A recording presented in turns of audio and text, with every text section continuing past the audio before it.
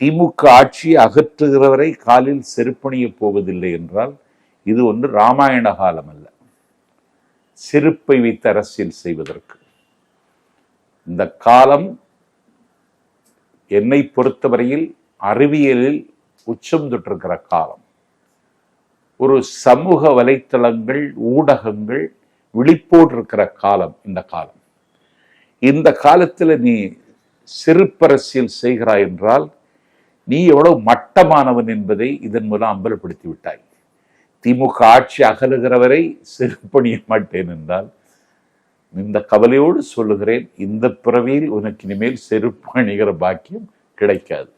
அப்ப அவருக்கு இனிமேல் செருப்பே அணிய முடியாது. அப்படி ஒரு சூழல் வந்தாச்சு. அதற்கான தொடக்கம் தான் அது. அதற்கான ஒத்திகை தான் இந்த சாட்டை சவுக்கு. இப்ப இது